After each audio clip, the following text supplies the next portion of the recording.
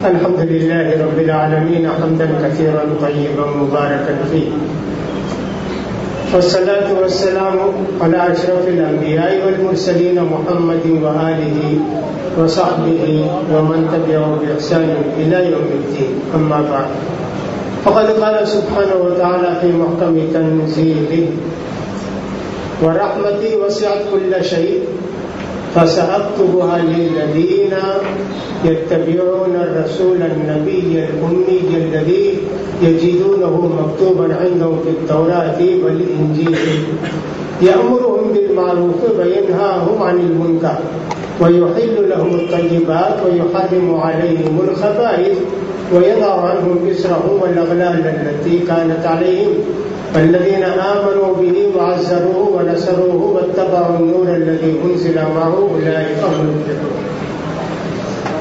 فرماتے اللہ رب العزت، میری رحمت ہر چیز پر ہے، چوٹی سے لے کر پہاڑ تک سب اللہ کی رحمت ہی سے قائم ہے، لیکن خاص کر میں اپنی رحمت کو عطا کروں گا ان لوگوں کے لیے جو کہ پیروی کریں گے، اتباع کریں گے نبی کا جو کہ امی ہے.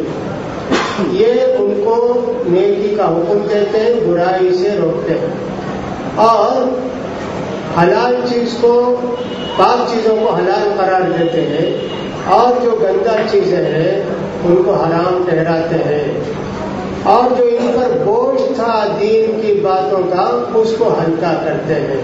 جو لوگ اس نبی کی بات کو مانیں گے اور اس کے ساتھ جو کتاب نازل ہوئی اس کی اتباع کریں گے، ایسے لوگ کامیاب ہیں. تو بات ہو رہی تھی اللہ کے انعامات کی جو اللہ تعالیٰ نے اپنے رسول صلی اللہ علیہ وسلم پر کیے اور دوسری کسی پر نہیں کیے، اور ان چیزوں کا ذکر ہو رہا تھا کہ اللہ کے پیارے رسول صلی اللہ علیہ وسلم کے ذریعے ہم کو نصیب ہوئی ہیں.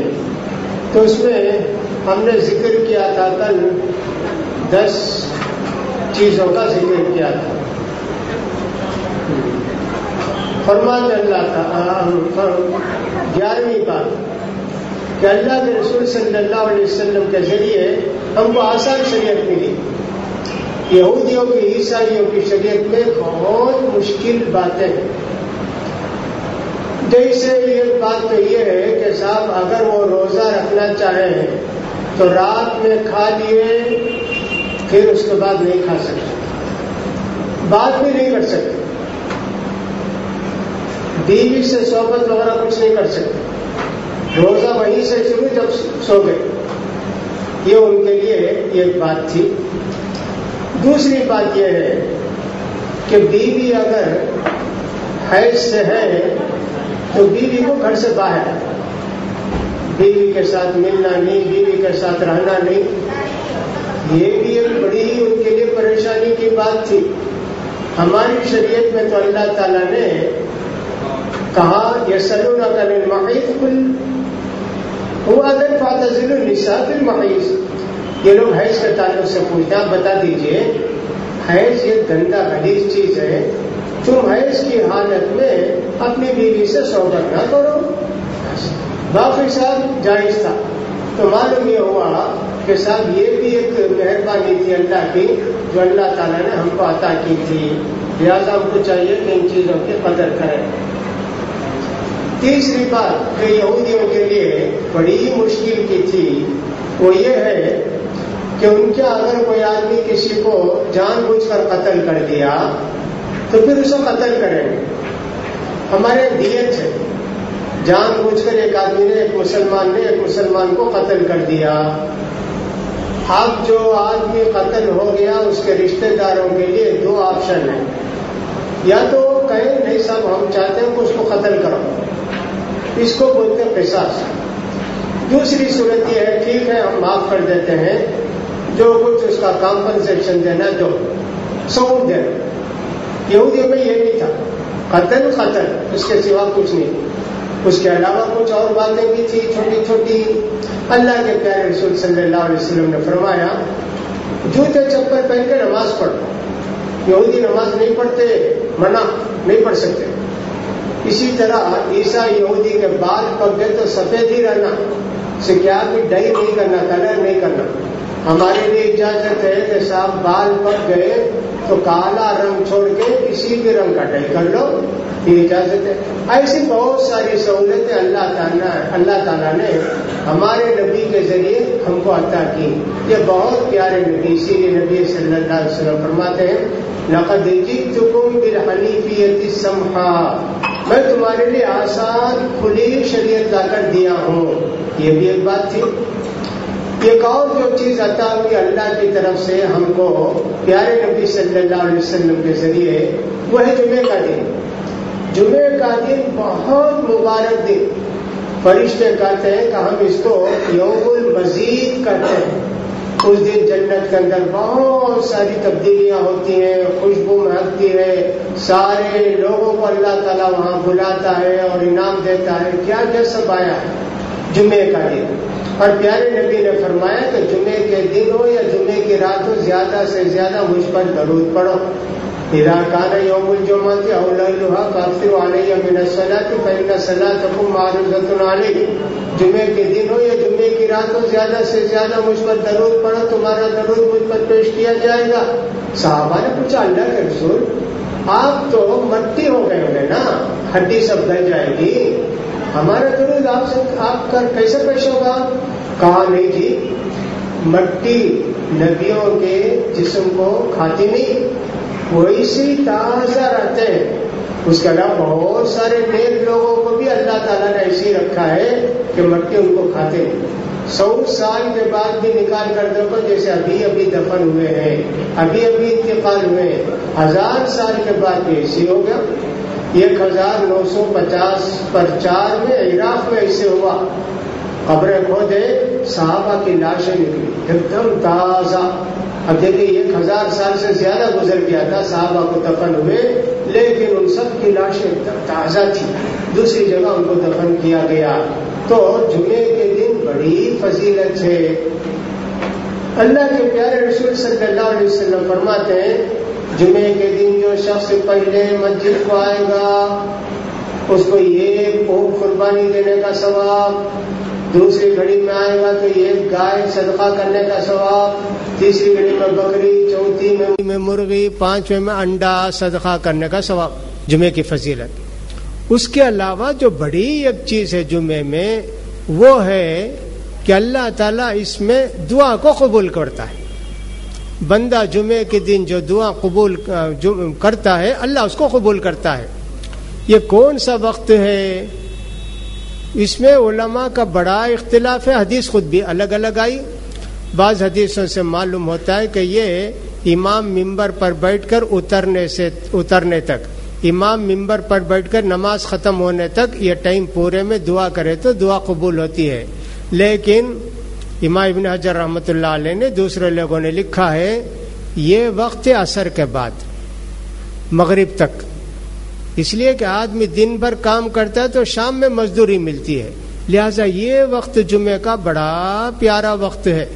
اس لیے جن کو جو مشکل ہو، جن کو جو پریشانی ہو، جن کو جو تکلیف ہو، ان کو چاہیے کہ عصر کی نماز پڑھ کے اپنے گھر میں بیٹھے یا مسجد میں بیٹھے، سب چیزوں سے فارغ ہو کے اللہ کے رسول صلی اللہ علیہ وسلم پر درود پڑھتے رہیں۔ قرآن مجید کی تلاوت کرنا چاہتے ہیں کریں، دعا کرتے رہیں مغرب تک، ایسے رہیں تو اللہ دعا قبول فرماتا ہے، مصیبتوں کو، پریشانیوں کو دور کرتا ہے۔ بہت ساری خصوصیتیں جمعے کی، اور جمعہ کا دن بڑا مبارک، عید الاضحیٰ سے، عید الفطر سے زیادہ یہ دن اہم ہے۔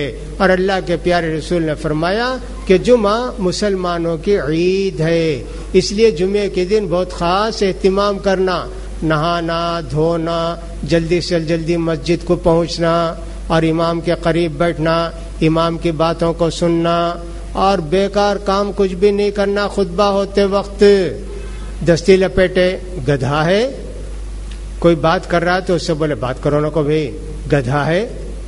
جو آدمی دوسرے اس طرح کا کوئی کام کرتا ہے صاحب وہ بیوقوف ہے، خاموش، خطبہ سمجھ میں آیا تو بھی، نہیں سمجھ میں آیا تو بس۔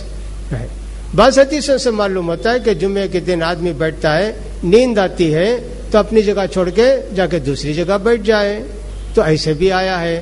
تو جمعے کے دن بہت زیادہ فضیلت ہے جمعے کی، لہٰذا یہ بھی ہم کو اللہ کی طرف سے عطا ہوا۔ ایک اور چیز بھی انشاءاللہ اس کے متعلق آئے گی۔ کل ہم نے بتایا تھا کہ موسیٰ علیہ السلام نے تورات میں پڑھا تھا کہ ایک امت ایسی آئے گی کہ دل میں ان کو جو کچھ خیال وسوسہ سب آیا، عمل نہیں کیے تو اللہ تعالیٰ ان کو سزا نہیں دے گا۔ نیکی کا ارادہ کیے، نیکی نہیں کرے تو ایک ثواب لکھے گا، اور اگر نیکی کر لیے تو 70 ثواب لکھے گا۔ موسیٰ علیہ السلام نے کہا اللہ میری امت کو ایسے بنا دینا، کہا نہیں، یہ محمد احمد صلی اللہ علیہ وسلم کی امت ہوگی، یہ بھی ہم لوگوں کے لیے ہے، مسلمانوں کے لیے، دوسروں کے لیے نہیں۔ یہودی عیسائی جو بھی برائی کا ارادہ کریں گے برائی لکھ دی جائے گی، نیکی کریں گے تو ان کو ایک ثواب ملے گا، برائی کریں گے تو ایک عذاب ہوگا، ان کے لیے ایسا ہے۔ اور ہمارے لیے اللہ کے پیارے رسول صلی اللہ علیہ وسلم کی برکت سے اتنی زیادہ خیر و برکت ہے۔ اس امت کو گارنٹی دی گئی کہ صاحب تم کو کبھی قیامت تک ہلاک نہیں کریں گے۔ نوح علیہ السلام کی قوم ہے کیا دنیا میں؟ نہیں۔ موسیٰ علیہ السلام کی قوم ہے کیا دنیا میں؟ نہیں۔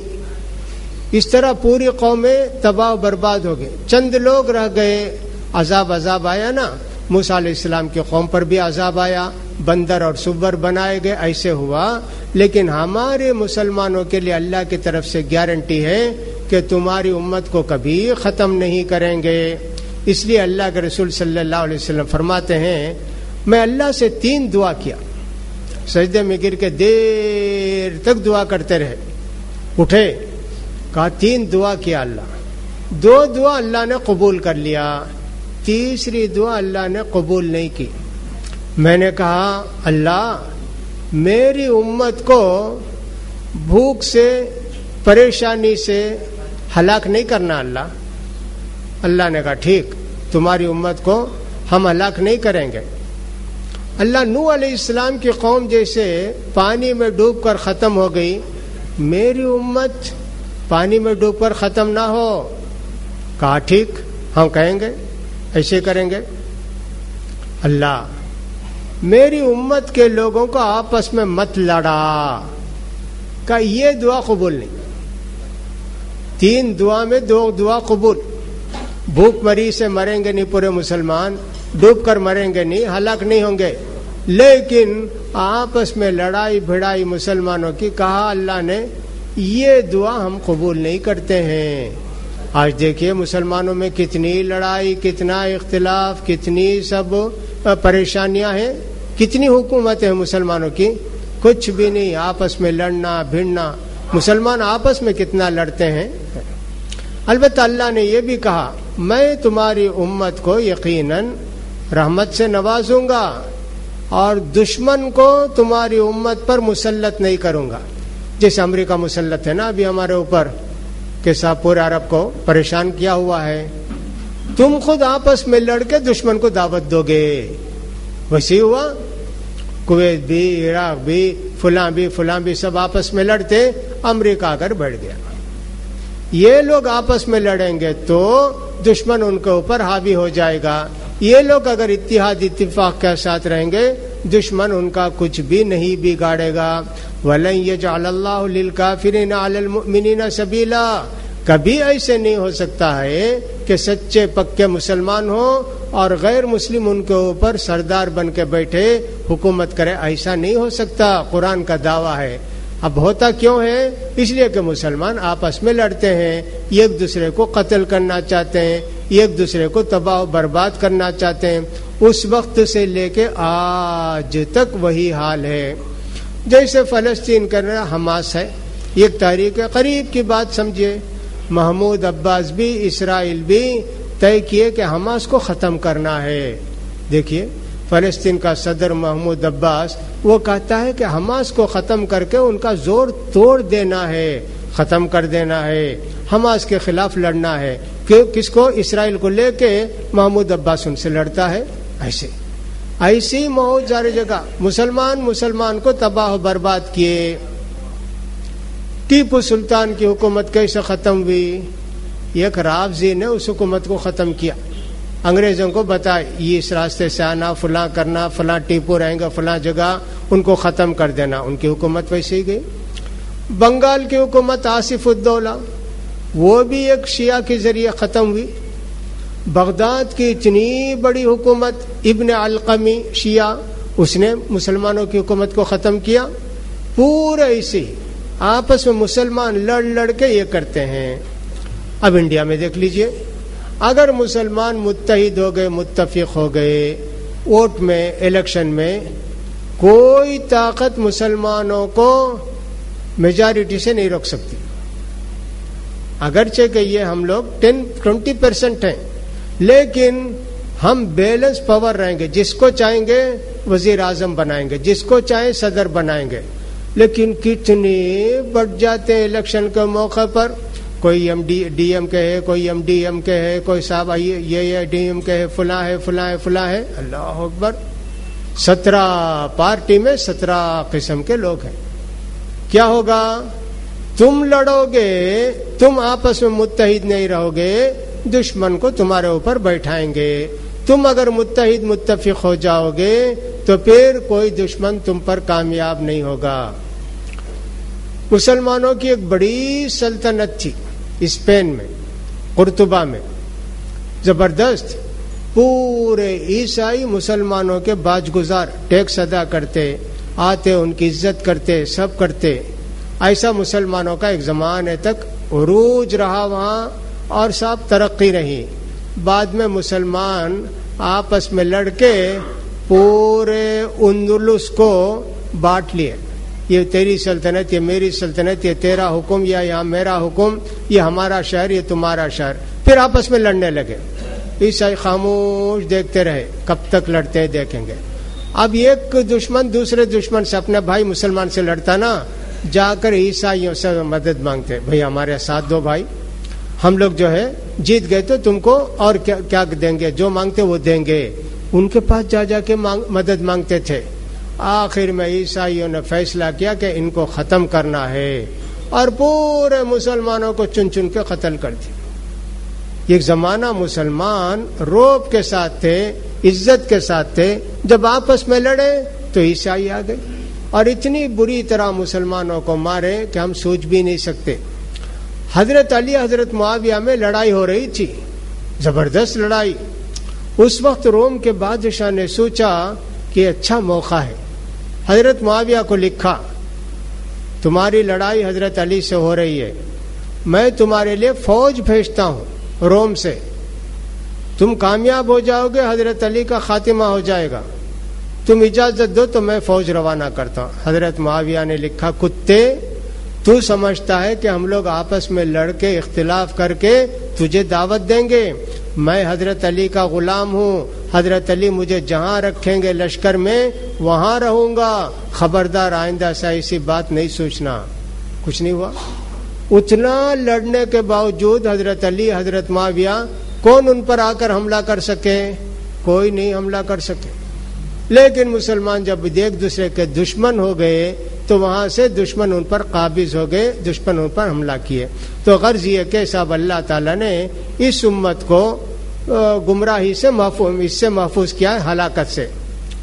تیسری ایک بات، اللہ تعالیٰ نے اس پوری امت کو گمراہ ہونے سے بچا لیا. نبی کریم صلی اللہ علیہ وسلم فرماتے ہیں، لا تزال طائفۃ من امتی ظاہرین الحق. میری امت کا یہ گروپ ہمیشہ دین پر قائم رہے گا. عیسائیوں کا پورا دین مٹ گیا، یہودیوں کا پورا دین مٹ گیا، لیکن مسلمانوں کا دین کبھی ایسے نہیں ہوا. آج تک مسلمان کے علماء ہیں، قرآن ہے، حدیث ہے، پورا دن ہے. یہ بھی اللہ تعالیٰ کی حفاظت، اللہ تعالیٰ کی رحمت اور برکت کہ اللہ تعالیٰ نے ہم کو ایک ایسی امت میں بنایا کہ ہمیشہ اسے علماء رہیں گے. لیکن یہودیوں کے ایسا نہیں تھا. حضرت سلمان فارسی رضی اللہ عنہ فارس سے نکلے، ایک کے پاس گئے، دو کے پاس گئے، آخر تیسرے نے کہا اب دنیا میں کوئی بھی عیسائی عالم نہیں ہے، میں آخری عالم تھا، میں جانتا تھا تورات، اب دنیا میں کوئی نہیں ہے، تم انتظار کرو آخر نبی کا، اگر وہ آ گئے تو ان پر ایمان لاؤ. تو دنیا میں اس طرح ختم ہو گئے. لیکن مسلمانوں کے علماء کبھی ختم نہیں ہوئے. آج تک الحمدللہ 1400 سال گزرنے کے باوجود علماء کے پاس کتاب و سنت ہیں اور صاحب و شریعت کے اندر جو باتیں بتائی گئی ان پر عمل کرنے والے بھی ہیں اور ان کو سمجھانے بتانے والے بھی ہیں. اب دیکھ لیجئے عیسائیوں کو دیکھیے, ہفتے میں ایک دن چرچ کو جاتے ہیں, اتوار کے دن. کیا کرنے جاتے معلوم نہیں, اس لیے کہ جو شخص اللہ کے گھر کو جاتا ہے, مرد جاتا ہے جا کے اللہ کی عبادت کرتا ہے, فلاں کرتا ہے, لیکن یہ لوگ تو بن سور کے لڑکیاں زیادہ جاتی ہیں لڑکوں سے زیادہ, اور لڑکے جا کے تماشے دیکھتے رہتے ہیں. کیا عیسیٰ علیہ السلام بھی ہفتے میں ایک دن نماز پڑھے رہیں گے, ایک دن چرچ کو گئے رہیں گے؟ نعوذ باللہ. لیکن مسلمانوں کو دیکھیے, اپنے نبی کی سنت کو آج تک رکھے ہوئے ہیں. 5 وقت کی نماز ہر مسجد میں ہوتی ہے. کہیں بھی کسی بستی میں مسلمان بسیں فوراً مسجد بنانے کی کوشش کرتے. ہماری بستی ایک مسجد ہونا چاہیے.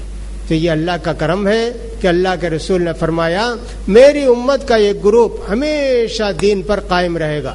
کوئی اس کو مٹانا چاہے نہیں مٹے گا, کوئی اس کو خراب کرنا چاہے نہیں خراب کر سکتا. کتاب و سنت پر عمل کرنے والے قیامت تک رہیں گے. یہ بھی اللہ کے پیارے رسول صلی اللہ علیہ وسلم کی برکت سے ہم کو ایسے ملا. مسلمان دنیا میں اللہ کے گواہ, یہ کسی امت کے لیے نہیں, مسلمانوں کے لیے ہوا. کیا اس کا مطلب ہے؟ حضرت انس رضی اللہ تعالیٰ عنہ کہتے ہیں کہ ایک مرتبہ ایک جنازہ لے گئے لوگ. نبی کریم صلی اللہ علیہ وسلم وہاں بیٹھے ہوئے تھے. صحابہ کرام میں سے کچھ لوگوں نے کہا بڑا اچھا آدمی تھا بھائی, بڑا نیک آدمی تھا, سب لوگ اس سے خوش تھے, ایسا تعریف کیے. اللہ کے پیارے رسول صلی اللہ علیہ وسلم نے فرمایا وجبت وجبت وجبت. ایک دوسرا جنازہ تھوڑی دیر کے بعد گیا. صحابہ نے کہا بھائی بہت اچھا ہوا, مر گیا, سب کو ستاتا تھا, چوری کرتا تھا, پریشان کرتا تھا, چلا گیا, بہت اچھا ہوا. اللہ کے پیارے رسول صلی اللہ علیہ وسلم نے کہا واجبت واجبت وجبت. حضرت عمر نے پوچھا اللہ کے رسول یہ وجبت وجبت وجبت آپ بولے کیا مطلب اس کا؟ کہا دیکھو جی, پہلا جو جنازہ گیا تم نے اس کی تعریف کی نا, اللہ رب العزت نے تم کو زمین میں گواہ بنایا, اس کے لیے جنت واجب ہو گئی. دوسرا جو جنازہ گیا اس کے لیے تم نے تعریف نہیں کی, برائی بیان کی اس کی, یعنی وہ برا آدمی تھا یہ کہا, اس کے لیے جہنم واجب ہو گئی. اب بعض لوگ کیا کرتے ہیں, برا آدمی رہتا ہے تو اس کے لیے چند لوگوں کو رکھتے, تعریف خوب کرو ان کی. شراب پینے والا تھا, شراب کبھی دیکھے بھی نہیں بھائی, شراب کبھی خریدے بھی نہیں, اپنے محلے میں شراب کی دکان تھی اسے بھی ہٹا دیے. ایسا سب جھوٹی تعریف کرتے, پوچھے تو بولتے نہیں تعریف کرے تو اللہ قبول کرتا نا. جھوٹے. سچے لوگوں کی تعریف, سچی تعریف اللہ قبول کرتا. پیسہ دے کے انعام دے کے جھوٹی تعریف کرائے تو اللہ قبول تھوڑی کرے گا. ایسے بھی دنیا میں مسلمان ہیں, مرے ہوئے برے آدمی کو, گندے آدمی کو, غلیظ آدمی کو تعریف کرنے والے بھی دنیا کے اندر مسلمان ہیں. نعوذ باللہ. اللہ کے پیارے رسول صلی اللہ علیہ وسلم کی امت کو اللہ نے اعزاز دیا ہے کہ یہ جو گواہی سچی دیں گے اللہ اس کو مان لے گا. بہت ساری حدیثوں کے اندر ایسے آتا ہے کہ اللہ تعالیٰ بہت سارے گنہگار بندوں کو معاف کر دے گا مسلمانوں کی دعا سے, مسلمانوں کی تعریف سے. وہ بندے مومن کہے گا کہ میں تو اتنے گناہ کیا, اللہ نے مجھے پوچھا بھی نہیں, حالانکہ اللہ کے یہاں پورا ریکارڈ ہے. اللہ نے اس کے پورے ریکارڈ کو چھپا دیا اور جو نیکی کے کام تھے ان کو رکھ کے اس کو معاف کرا دیا. ایسے بھی آتا حدیث کے اندر. تیسری اور ایک اور بات یہ ہے کہ اللہ کے رسول صلی اللہ علیہ وسلم فرماتے ہیں ہماری صفیں, ہماری لائن جو ہے وہ فرشتوں کی لائن کی طرح بنائی گئی ہے. اللہ کے پیارے رسول صلی اللہ علیہ وسلم نے فرمایا دیکھو نماز میں جب کھڑو سیدھے کھڑے ہونا اور فرشتوں کی طرف سب بنانا. صحابہ کرام نے پوچھا اللہ کے رسول فرشتے کیسے سب بناتے ہیں, اللہ کے سامنے کیسے کھڑے ہوتے ہیں؟ اللہ کے سامنے کھڑے ہونے کا جیسے ہم بھی نماز میں اللہ کے سامنے کھڑے ہوتے ہیں یہ مطلب ہے. اللہ کے رسول نے فرمایا یتمون الصف الاول فالاول, ایک صف پوری ہوگے بعد دوسری لائن, پوری ہوگے بعد تیسری لائن. بعض لوگوں کی عادت ہوتی ہے پہلی صف میں 4 آدمی کی جگہ ہے، دوسری صف میں پنکھا تلاش کرتے ہیں فین کہاں ہے، اور تیسری صف میں دیوار کہاں ہے وہ تلاش کرتے، اور چوتھی صف میں فلاں جگہ سونے کے لیے کہاں اچھی جگہ وہ تلاش کرتے۔ ایسے مسلمان دنیا میں ہو گئے۔ اللہ کے پیارے رسول نے فرمایا فرشتوں کی طرح سب بنو، ایک آدمی کی بھی جگہ ہے فرسٹ رو میں، دوسری صف نہیں بنانا، پہلے صف کو پوری کرنا، پھر اس کے بعد دوسری صف، پھر اس کا تیسری صف۔ یہ فرشتوں کی صف، ہماری صفیں بھی نماز کے اندر فرشتوں کی صفوں کی طرح بنائی گئی ہے۔ اگر ہم اس پر عمل کریں گے تو ہم کو پورا ثواب ملے گا۔ پہلی صف میں جگہ ہے اور دوسری صف میں جگہ، دوسری صف بن گئی تو وہ ثواب بیکار چلا جائے گا۔ دوسری بات یہ ہے کہ اللہ کے پیارے رسول فرماتے ہیں پہلی صف میں کتنا ثواب ہے لوگوں کو معلوم ہو گیا، سب لڑیں گے میں پہلی صف میں، میں پہلی صف میں۔ اب فرض کیجئے ہماری اس مسجد میں 11 آدمی کھڑے ہوتے، اب 40 آدمی آ گئے، میں پہلی صف میں آؤں گا، مجھے جگہ دو، مجھے جگہ دو۔ کیا کرنا پڑے گا؟ خرا ڈالنا پڑے گا۔ 11 آدمی کا نام آتا ہے، چوبے پہلی صف میں کھڑو، اتنی خواہش کریں گے۔ لیکن ہمارے یہاں دیکھیے کہ صاحب پہلی صف میں جگہ رہی تو آگے بڑھتے نہیں، پتھر بت کی طرح کھڑے ہو جاتے جیسے اسٹیچو ہو، ڈھکل کے لے جاؤ۔ کیا ہے؟ پہلی صف میں جگہ ہے تو پہلی صف میں آگے بڑھنے کی کوشش کرو، ہرس کرو۔ ایسا نہیں ہے۔ ہم نے صرف مدینہ منورہ کے اندر دیکھا کہ پہلی صف میں نماز پڑھنے کے لیے بڑا کمپٹیشن، اذان کو آدھا گھنٹہ ہے تو آئے تو جگہ کبھی کبھی ملتی۔ جو آدمی ظہر کی نماز پڑھ کے عصر کی نماز کو آتا نا، وہ رومال رکھ کے جا کے جلدی جلدی کھا پی کے وضو کر کے آ کے پھر آ کے بیٹھ جاتا۔ اگر وہ اذان ہونے پاؤ گھنٹہ تب آیا تو پہلی صف میں جگہ نہیں ملتی اسے۔ پہلی صف کے اندر بیٹھ گئے تو صبح سے شام تک لوگ بیٹھتے، بس ظہر سے فجر سے ظہر تک کی جگہ خالی رہتی، بس باقی پورے ٹائم میں لوگ بیٹھ گئے تو ہٹتے نہیں پہلی صف سے۔ لیکن یہاں ہماری مسجدوں کے اندر یہ بات نہیں ہے، جہاں کچھ بھی فکر ہی نہیں ہے ان کو۔ اسی طرح میں نے اس سے پہلے یہ بھی کہا میرے بھائیوں، ایک ضمنی بات، سنت پڑھنا ہو تو آگے آگے بڑھ کر پڑھیں۔ ایک آدمی یہاں سے 11 صف کے بعد سنت پڑھتا، کیا دیوار میں اسے ہے معلوم نہیں، دیوار کے پاس جا کے پڑھتا ہونا سنت۔ اب آدمی گزرنا چاہتا، اتنی دور سے یو ٹرن لینا پڑتا اس کو، کیا مصیبت ہے۔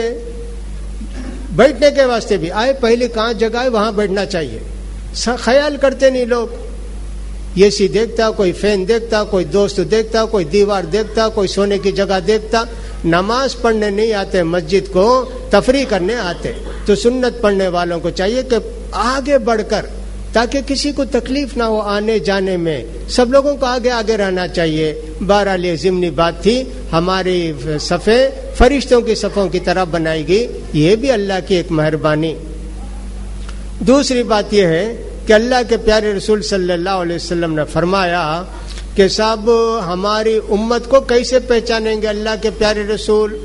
حضرت ابو ہریرہ رضی اللہ تعالیٰ نے ایک مرتبہ وضو کیے تو ہاتھ یہاں تک دھوئے، یہ ہاتھ بھی یہاں تک دھوئے، اور پاؤں دھوئے تو پنڈلی کے قریب قریب دھوئے۔ اس کے بعد کہنے لگے اللہ کے رسول صلی اللہ علیہ وسلم نے فرمایا ہے کہ صاحب جہاں تک وضو کا پانی رہے گا وہاں تک قیامت میں چمکتا رہے گا۔ میں چاہتا ہوں میرا پورا ہاتھ چمکتا رہے، میرا پاؤں چمکتا رہے۔ اللہ کے پیارے رسول صلی اللہ علیہ وسلم سے صحابہ نے پوچھا اللہ کے رسول اتنے لوگ رہیں گے قیامت میں، آدم علیہ السلام سے لے کے عیسیٰ علیہ السلام تک کی پوری امت، اب مسلمان بھی رہیں گے، آپ کیسے پہچانیں گے آپ کی امت کو؟ کہا دیکھو میں پہچان لوں گا اپنی امت کو، جو بھی وضو کرے گا اس کے ہاتھ پاؤں چمکتے رہیں گے، میں سمجھ جاؤں گا ایک محمدی ہے۔ یہ کسی نماز پڑھنے والوں کو یہ ملے گا، بے نمازیوں کا چہرہ بھی کالا رہے گا، ہاتھ بھی کالا رہے گا، وہ جائیں گے یہودیوں کے ساتھ۔ نماز جو پڑھتا ہے، وضو جو کرتا ہے، اس کے ہاتھ پاؤں سب چمکتے رہیں گے قیامت کے دن، اللہ کے پیارے رسول کی امت میں آ جائیں گے پورے لوگ۔ تو یہ صرف مسلمانوں کے لیے ہے، ان کے وضو کی اتنی برکت ہے کہ ان کے ہاتھ پیر بھی چمکنے لگتے ہیں، یہ بھی اللہ تعالیٰ کی ایک مہربانی۔ جنت میں پہلے لوگ جانے والے مسلمان، جنت میں پہلے جانے والے ہمارے پیارے نبی، پل صراط پر پار کرنے والے سب سے پہلے ہماری امت۔ ایک یہودی آیا اللہ کے پیارے رسول صلی اللہ علیہ وسلم کے پاس، کہنے لگا محمد میں آپ سے کچھ سوال کرنا چاہتا ہوں، جواب دیجیے آپ۔ اللہ کے پیارے رسول نے فرمایا میں جواب دوں گا تم کو کیا فائدہ ہوگا؟ اس نے کہا نہیں، میں جو فائدہ ہو نہ ہو آپ جواب دیجیے۔ اللہ کے پیارے رسول تھوڑی دیر گردن نیچے ڈالے، یہ کاڑی تھی آپ کے ہاتھ میں، زمین کھرچے، پوچھو۔ کہا قیامت قائم ہوگی تو لوگ کہاں رہیں گے؟ آسمان نہیں، تارے نہیں، سورج نہیں، کچھ بھی نہیں۔ پیارے نبی صلی اللہ علیہ وسلم نے فرمایا اندھیرے میں رہیں گے۔ کہا کہ آپ کا جواب ٹھیک ہے۔ ایک سوال اور کرتا ہوں اللہ کے رسول، اس کا جواب دیجئے۔ سب سے پہلے پل صراط کو کون پار کریں گے اور جنت میں کون جائیں گے؟ اللہ کے پیارے رسول صلی اللہ علیہ وسلم نے فرمایا مہاجرین، میری امت کے مہاجرین۔ کہا آپ کا جواب ٹھیک ہے۔ جنت میں جانے کے بعد سب سے پہلے ان کو جو ڈش دی جائے گی کھانے کے لیے وہ کیا ہوگا اللہ کے رسول؟ کہا کہ مچھلی کی کلیجی بھون کے ان کو دی جائے گی، وہ جنت کی مچھلی۔ کہا یہ بھی سوال آپ کا جواب ٹھیک ہے۔ اس کے بعد ان کو کھانے کیا دیا جائے گا؟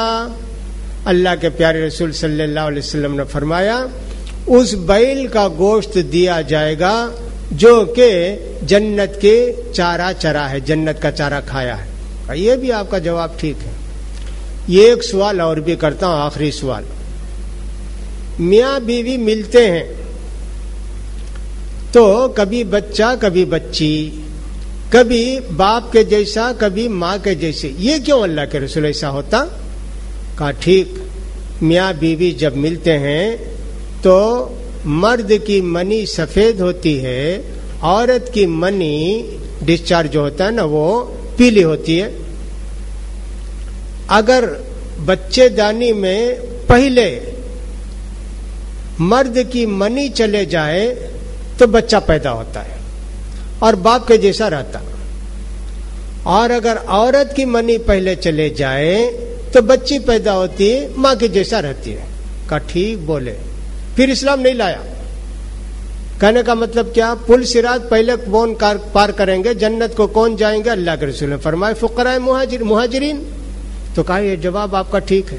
تو معلوم یہ ہوا کہ جتنے لوگ رہیں گے اس پل کو پار کرنے کے لیے کھڑے رہیں گے، امت محمد کو بلاؤ، پہلے تم لوگ پار کرو، اس کے بعد یہ لوگ جائیں گے جنت میں جانے کے لیے۔ کل بتایا نا اللہ کے رسول جا کے جنت کا دروازہ کھٹکھٹائیں گے، جنت کا دروازہ کھولا جائے گا، یہ سب ہونے والی بات ہے۔ تو لہذا پیارے نبی نے اس زمانے میں جو بات بتا دی، بچہ کیوں ہوتا ہے، بچی کیوں ہوتی ہے، وہ سب آج بھی دنیا اس کو مانتی ہے، کوئی اس کے خلاف بولنے والے نہیں ہیں۔ اسی طرح تھوڑا کام کرو ثواب زیادہ، یہ بھی اللہ کی ایک مہربانی۔ پیارے نبی نے بہت ساری باتیں بتائی، ایک حدیث بتائی کہ دیکھو ہم لوگ آخر میں آئے لیکن اللہ تعالیٰ سب سے زیادہ ہم کو ثواب دینے والا ہے۔ ہمارا ٹائم عصر سے مغرب تک ہے، اللہ نے یہودیوں سے کہا صبح سے شام تک کام کرو، تم کو جیسے سمجھ لیجئے 100 روپیہ دیں گے۔ یہودی کام کرے کرے کرے دوپہر ہو گئی، سست تھک گئے، کہا نہیں ہوتا ہم سے کام، بس ہم کام چھوڑ کے جاتے ہیں۔ ارے شام تک کام کرو تو مزدوری ملے گی، نہیں مجھے مزدوری نہیں چاہیے، چلے گی۔ اس کا عیسائیوں سے کہا گیا تم دوپہر سے لے کے رات تک کام کرو، شام تک سورج ڈوبنے تک تم کو 100 روپیہ دیا جائے گا۔